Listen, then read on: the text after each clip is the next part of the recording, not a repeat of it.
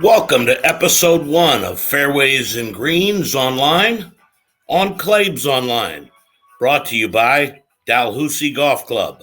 Mike Claiborne here with Ryan Kelly, and Ryan, buying a home is a really big deal. Give me some advice for those folks who are looking to buy a home. Get pre-approved and get pre-approved early in the process. In fact, if you're even considering buying a home, get pre-approved today at thehomeloanexpert.com. It's great to be here on Claibs Online. Skip, how are you? I'm great. It's good to see you, my friend. It's been too long. This 2020 year has been bizarre, but we've talked. But good to see your voice, or good to see your face, buddy. Yeah, absolutely. Skip and I do a show every Sunday night on the Big 550 KTRS. We've talked with each other. You didn't play in the East Side Amateur over at where I call home, Gateway National, because of another event. So we haven't seen each other, but I want to kind of spend the time that we have today talking about the year that was, and also look back a little on your career. And I want to start with, and for everybody that doesn't know, Skip is one of the best amateur golfers of all time in the St. Louis area. But let's start with the COVID situation. When things start to change in the middle of March, what were you thinking as an amateur, as a top flight amateur golfer? Well, I think if you were a golfer, or you were a person, or you were in work, we didn't know. I think when it first came out, I think there was a lot of confusion. I think that's what we're going to look back at this time, and it's not because of lack of information. It was just so much information. We didn't know what was true, what was false, what was going to happen. So I think I honestly thought that we were going to play, because I think quickly we understood that golf was a really good thing for everyone's mental health and to get out in a safe exercise that we could do. But I didn't know to what extreme we were going to be playing tournament golf. It kind of got delayed till June. A lot of the national stuff was canceled and invitational stuff was canceled. But locally we were able to play and do it safely. And I think it worked out. I just think whenever you have money attached to things, depended on whether you were going to have the event or not, and some of these national events didn't need it, so they canceled, understandably so. They have their members and things to look out for. But locally in the Missouri Golf Association and some national events had events because they needed the cash, if you will, for their events. And that's just part of life. It's part of business. It's not any different than real world, but it just happened to be golf. You had a tremendous year. You won the Metropolitan Amateur Golfer of the Year here in St. Louis for the 13th time. That's a silly number. We're going to talk about that in a little bit. Did you sense going into the year, in this different year, where maybe you'd be playing a little bit more in the area, that was something you wanted? Were you even thinking about it, because it was such a different year?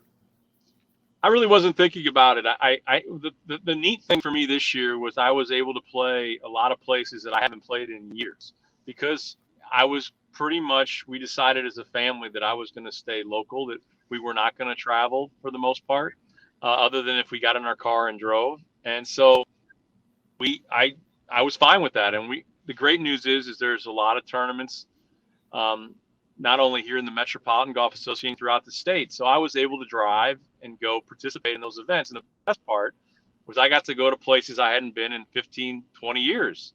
And right. Like Jeff City Country Club, I went there and played the Missouri Mid-Am and the Jeff City 4-ball, and I hadn't been there in 17 years. I got to see a lot of people engage in these relationships that I've had, over time, more person to person, face to face. And it was fantastic. And I got to play the State-Am at Ozarks Ridge. I got to play the stroke play in St. Louis. So we got these events in, and I got to see a lot of people I hadn't seen. So that I really had no plan other than I was going to play as much as I possibly could, and get rounds in. I think and just enjoy it, and I did. What did it mean to you? I mean, like I said, 13 is kind of a silly number. I mean, it's a big number. It's a lot of victories. Winning your 13th in this unusual year, as you're getting, towards the senior golfer age. I mean, let's not mess around. What did that mean to you? Well, it just means I can still do it, which is nice. I think I have different tools in my toolbox, if you will, now at 47 than I did at 37 or 27. I can still do it. I got to play. I feel like I'm going to win or compete at a pretty good level if I get a chance to play. I hadn't played in a lot of the events to gain points before. I kind of thought maybe this passed me by of whether I was going to win a Player of the Year or not. But honestly, I don't usually look at that stuff. But this year I did look. I looked after the stroke play after I won there, and I said, I think I can do this. Let me work out a schedule to try to win it. I never had really done that since I was like the first time, Right. in 1999. But I did. I looked, and I wanted to see how I could map out a chance to win this. And it's kind of cool at my age to be the oldest person to ever win it, I believe. So it's pretty cool. Well, you just said one of the key things, 1999, and you could have won it a couple of years before. So the thing that sticks out to so many, to me, the thing that when you start talking about Bob Cochran or Jim Jackson or Jim Holtgreave and Skip Berkmeyer, is the length of stay. I mean, that's phenomenal. And that leads me to my next question, because I know a number of aspects have changed, and I'm curious to hear what you have to say. Because you've been playing for that long, what are the 2 or 3 biggest differences today at the top level amateur golf? I'm not saying necessarily here in St. Louis, but it also translates. But what are the 3 biggest differences? I mean, and I guess you start with the distance. Yeah, I think distance is a part of it, but depth. I think the fact that there are so many great players. And when I say great's an overused term. Your dad always says it's an overused term, and it is. No question. But there are a ton of what I will call world-class amateurs that from 15, 14 years old to 25 years old, the likes we've never seen. I mean, you go to these tournaments, I used to go to them, and there would be, 10 to 15 guys that you could put in a hat and they would win. One of those guys would win. Now you go to the Son of Hannah Amateur or you go to the U.S. Amateur, there's 80, 100 that can win on a given week, if not more, depending on the event. I think so that stands out is the depth that is there. I mean, and these kids are from Belmont University, or they're not from Oklahoma State. Those are still great, but there's others from, it's really impressive. I think that's one. I think obviously the distance is huge. And I think the athleticism that's in the game. I mean, you remember, for instance, Charles Howell III, when he was a 16-year-old guy playing at Pumpkin Ridge against Tiger in the U.S. Amateur. I mean, he looked like he was just he had the coat glasses. He looked like he looked like a mini Tom Kite Jr. He did. He looked like Tom Kite Jr. So my point is, that's what you had in golf, or more of them. Now you go to these events, and it's like a Miss Universe pageant. I mean, you got these guys; they're ripped, and they're hitting the ball a long way. They're in great shape. It's incredible. So I think those are the 2 big things. Yeah. So how have you been able, with the distance situation changing, not that you're as competitive as you were at the highest level, but you still can compete? What are the variables that allow you to do that other than your mind and your experience? I think I know my game. I think the best part, Craig Story always tells me places, the best part that nobody understands about you as a player is you figure out how to get in the hole when things aren't going so well. You find a way. You understand your game. Maybe I got to choke down and hit a flighted shot, or to get it around and post a score. I think that is probably my best attribute over the years that I've been able to accrue, because you learn so much experience and your game to where you know how to fix it on the fly, or how to maneuver it as best you can. I think that knowledge is huge. I think it used to be a huge difference between why a mid-am could compete with amateur golfer. Now you can't, and now the kids know it just as much as you know it. So it's not as big of separation as it used to be. But I think that's a good trait that I have. I think I keep the ball in play. I think my short game's pretty darn good. So I think, all those things you just try to figure out a number at the end of the day and that's what really it matters, is what you're shooting. It's not necessarily how you're doing it. But I think if you look on tour, to give you a comparable, I mean, you got to kind of horses for courses. You got to pick your spots. I mean, when I played 2 years at Pebble Beach at the U.S. Amateur, I could compete there. The course was that way. It's only 7,000 yards. It's tight fairways, small greens. But you go to a different spot, you go to St. Andrews or you go to some place with huge fairways, I'm going to have a harder time just because there's such a huge difference between how far they're hitting it and you're hitting wedges in and I'm hitting 7-irons. It's hard to compete. So you're in that Zach Johnson situation right now. You got it. That's right. Pretty much Steve Stricker, Zach Johnson, that kind of stuff. Yeah. So let's look ahead a couple of years. 55 by the USGA is kind of that's still their senior amateur now. Yep. 55 is still what they do. Yeah. And there's obviously 50 as it relates to professional golf. I know at one time you might have considered it. You've had some changes in your life, I think in a positive way as it relates to business.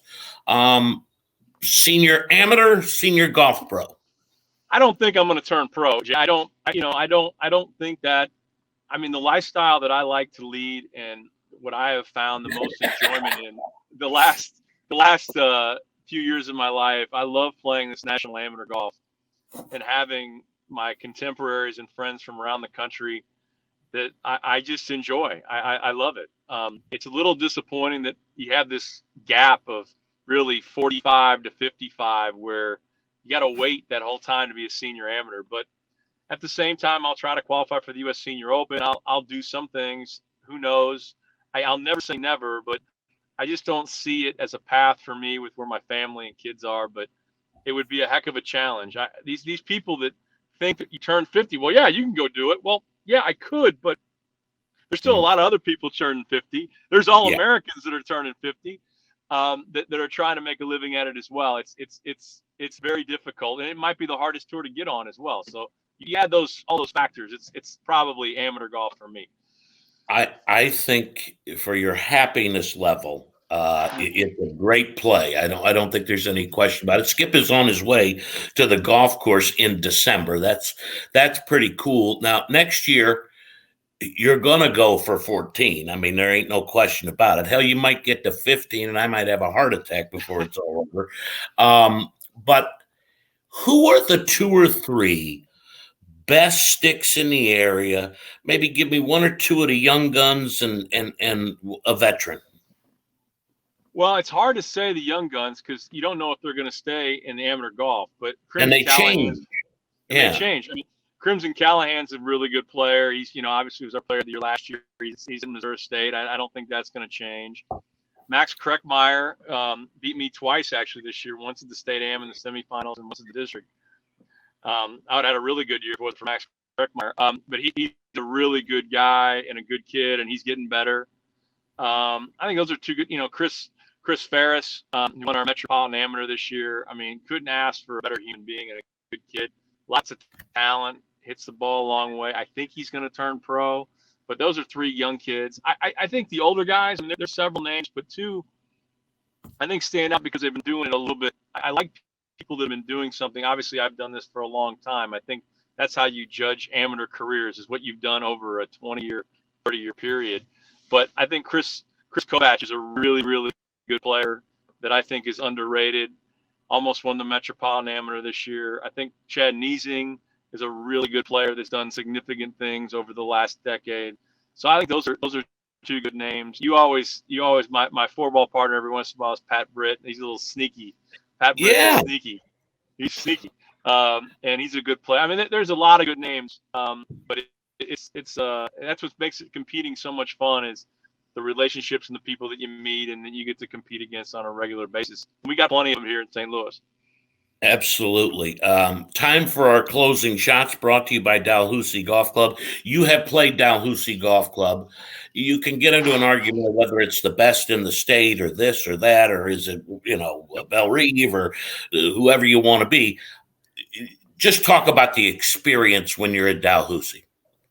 Well, Dalhousie, I never thought that we'd have a national golf club in our state that would be, and I much didn't think we were going to have a national golf club in Cape Girardeau. And what we do is we do here. And it's a fabulous facility. Not only do you get the great 18-hole experience, you get treated wonderfully by their staff, Billy Morrow, and all the guys down there. They're fantastic.